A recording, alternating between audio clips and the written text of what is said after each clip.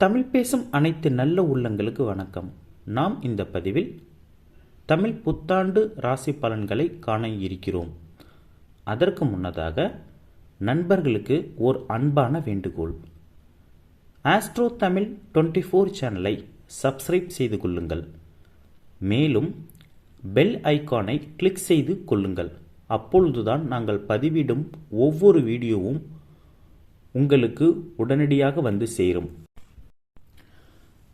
2024 வருடம் ஏப்ரல் மாதம் 14ஆம் நாள் குரோதி தமிழ் வருடம் பிறக்கிறதுங்க.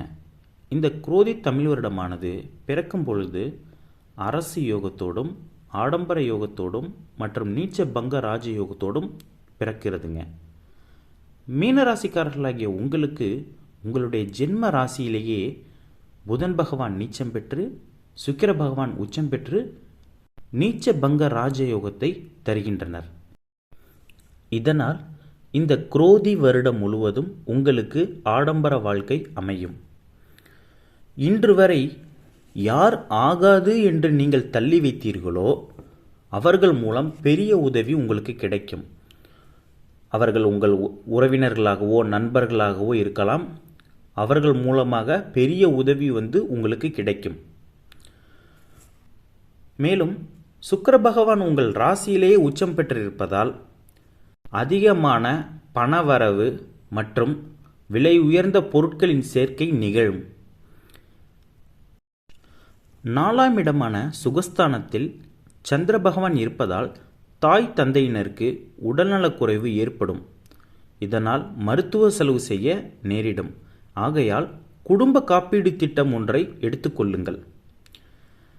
உங்களின் ஜென்ம ராசியிலே ராகு பகவானும் மற்றும் உங்கள் ஜென்ம ராசிக்கு 7வது இடத்தில் கேது பகவானும் சஞ்சரிக்கின்றனர். எனவே இந்த வருடம் முழுவதும் நீங்கள் நேரத்திற்கு சாப்பிட்டு தூங்க வேண்டும். இதுதான் மிக மிக முக்கியமான ஒன்றாகும்.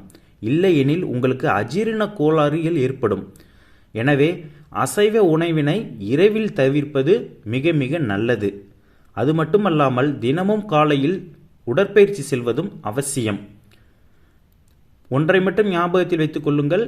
இந்த குரோதி வருடம் முழுவதுமே நீங்கள் நேரத்திற்கு சாப்பிட்டு தூங்க வேண்டும். அப்பொழுதுதான் உங்கள் உடல் வலிமை பெற்று வேலையிலே கவனம் செலுத்த நேரிடும். மேலும் உங்கள் ஜென்ம ராசிக்கு குடும்பஸ்தானத்தில் சூரியன் உச்சம் பெற்றிருப்பதால் எதிர்கால சிந்தனைகள் சரியாக இருக்கும். இந்த காலத்தில் வங்கியில் ஃபிக்ஸட் டெபாசிட் செய்வதோ அல்லது இடம் வாங்குவதோ அல்லது வேறு ஏதேனும் முதலீடுகள் செய்வதோ உங்களுடைய எதிர்கால பண தேவைகளை நிச்சயமாக பூர்த்தி செய்யும் என்பதை மனதில் வைத்துக் கொள்ளுங்கள். மே மாதம் 1ஆம் தேதிக்கு பிறகு குரு பகவான் ஆனவர் உங்களின் ஜென்ம ராசியிலிருந்து 3வது இடத்திற்கு, அதாவது மறைவு ஸ்தானத்திற்கு செல்ல இருப்பதால் எந்த ஒரு விஷயத்திலுமே நீங்கள் மனநிறைவு பெறமாட்டீர்கள். எல்லா விஷயத்திலுமே நீங்கள் குற்றம் குறை கண்டுபிடித்து கொண்டே இருப்பீர்கள்.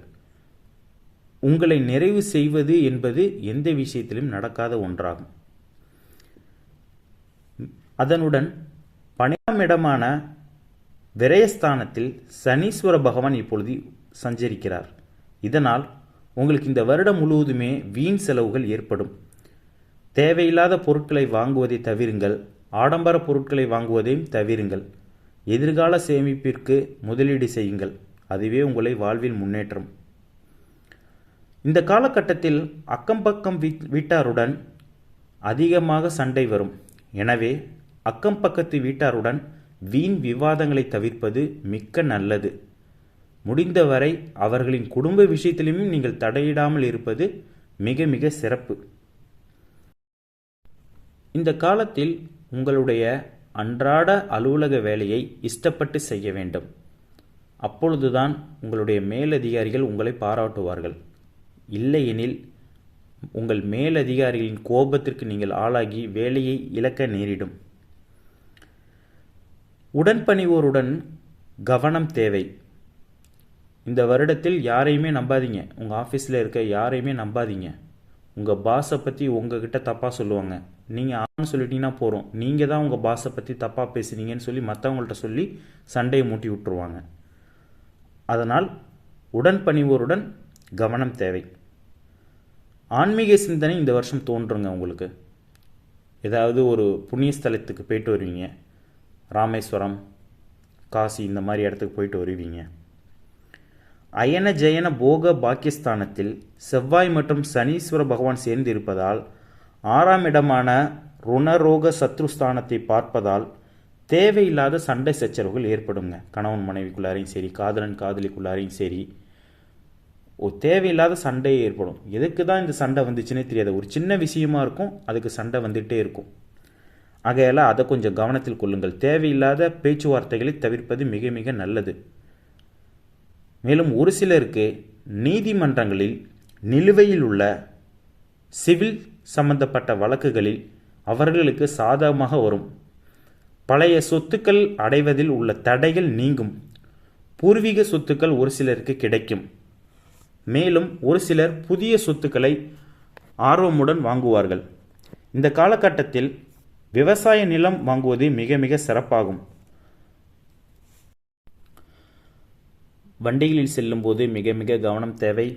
மேலும் ஒரு சிலருக்கு கழுத்து, தலை, மூக்கு, பல் போன்ற பகுதிகளில் சிறு சிறு குறைபாடுகள் ஏற்படும். எனவே அதற்கு மருத்துவரை அணுகி தகுந்த சிகிச்சையினை எடுத்துக்கொள்ளுங்கள். மேலும் இந்த காலகட்டத்தில் உங்களுக்கு அலர்ஜி, சைனஸ் ப்ராப்ளமும் அவ்வப்போது வந்து ஏற்படும். ஆகையால் அதையும் பார்த்து கொள்ளுங்கள்.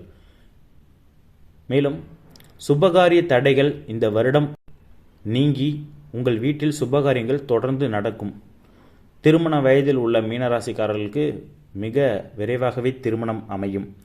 2ஆம் திருமணத்தை எதிர்நோக்கி காத்து கொண்டிருக்கும் விவாகரத்து பெற்ற தம்பதிகளுக்கும் இந்த வருடம் திருமணம் அமையும். ஜென்மத்திலே ராகு இருந்தாலும் கணவன் மனைவிக்குள் உள்ள சண்டை சச்சரவுகள் நீங்கி அவர்கள் மகிழ்வுடன் வாழ்வார்கள். கல்வியில் உள்ள தடைகளும் நீங்கும். உயர்கல்வியில் உங்களுக்கு இடம் கிடைக்கும். நீங்கள் விரும்பிய படிப்பில் உங்களுக்கு இடம் கிடைக்கும். ஆர்டிஃபிஷியல் இன்டெலிஜென்ஸ் மற்றும் சிவில் இன்ஜினியரிங் துறைகளில் மீனராசிக்காரர்கள் கொடியை ஊன்றுவார்கள். அரசு போட்டித் தேர்வுகளில் மீனராசிக்காரர்கள் கட்டாயம் வெற்றி பெறுவார்கள். அது மட்டுமின்றி வங்கி போட்டித் தேர்வு மற்றும் டிஆர்பி போன்ற எக்ஸாம்களிலும் மீனராசிக்காரர்கள் வெற்றி பெறுவார்கள். நீட் எழுதும் மாணவர்கள் அவர்கள் இந்த வருடத்தில் நீட் தேர்வினை பாஸ் செய்து அவர்கள் விரும்பும் மருத்துவக் கல்லூரியில் மருத்துவம் பயிலும் இடம் கிடைக்கும். ஆகையால் கவலைகளை மறைந்து ஒழுங்காக பாடங்களை படிக்க வேண்டும். குறிப்பாக பயோ பாடத்தில் கவனம் செலுத்த வேண்டும். ஒரு சில மீனராசிக்காரர்களுக்கு மன அழுத்தம் ஏற்படும். ஆகையால் யோகா மற்றும் தியானம் போன்ற பயிற்சிகளை மேற்கொள்வது மிக மிக நல்லது. இரவில் முழுமையாக தூங்குங்கள். ஃபோன் பார்த்து கொண்டு தூக்கத்தை விட்டுவிடாதீர்கள். அதனுடன் காலை மாலை இரு வேளையிலும் உடற்பயிற்சி செய்வது மீனராசிக்காரர்களுக்கு இந்த வருடத்தில் மிக மிக நல்லது. மீனராசிக்காரர்களின் தொழில் இந்த வருடத்தில் சிறப்பாக இருக்கும். குறிப்பாக வெல்டிங் பட்டறை வைத்திருப்பவர்கள், பூ வியாபாரம் செய்பவர்கள், பால் வியாபாரம் செய்பவர்கள், மளிகை பொருட்கள் வியாபாரம் செய்பவர்கள், ஆன்லைன் பிஸ்னஸ் பண்ணுபவர்கள், இ-காமர்ஸ் நடத்துபவர்கள், அதனுடன் நோட்டு புத்தக விற்பனையாளர்களுக்கு இந்த வருடம் மிக மிக சிறப்பானதாகவே அமையும். ஒன்றை மட்டும் ஞாபகத்தில் வைத்துக் கொள்ளுங்கள். இந்த காலகட்டத்தில் புதிய தொழில் ஏதும் தொடங்க வேண்டாம். எனவே பார்த்து வந்த தொழிலை அதை மட்டும் பார்த்து வாருங்கள். மேலும் அதிக முதலீடு செய்து புதிய கிளைகளை திறக்க வேண்டாம். வெளிநாட்டு ஏற்றுமதி தொழில் சிறக்கும். விவசாயிகளுக்கு இந்த வருடம் கூடுதல் லாபமும் கிடைக்கும்.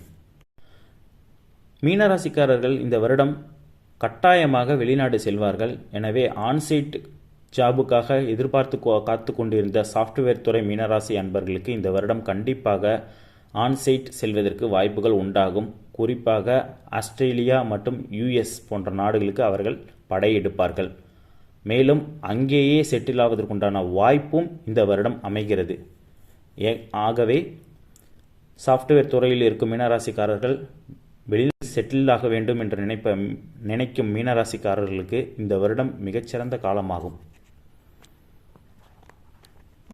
மீனராசிக்காரர்கள் யோக நரசிம்மரை வழிபட்டு வருவதுடன் வெள்ளிக்கிழமைகளில் சுக்கிர ஓலைகளில் சிவ வழிபாடு சிறப்பான முன்னேற்றத்தை தரும்.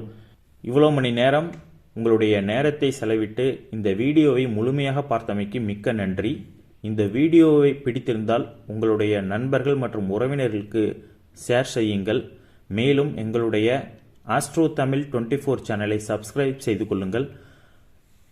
இனி வரும் காலங்களில் நிறைய ஜோதிட பதிவுகளும் மற்றும் ஆன்மீக தகவல்களும் அதிகமாக இந்த சேனலில் வரவிருப்பதால் நண்பர்கள் அனைவரும் இந்த சேனலுக்கு சப்ஸ்கிரைப் செய்து எங்களுக்கு முழு ஆதரவினை தருமாறு கேட்டுக்கொள்கிறேன்.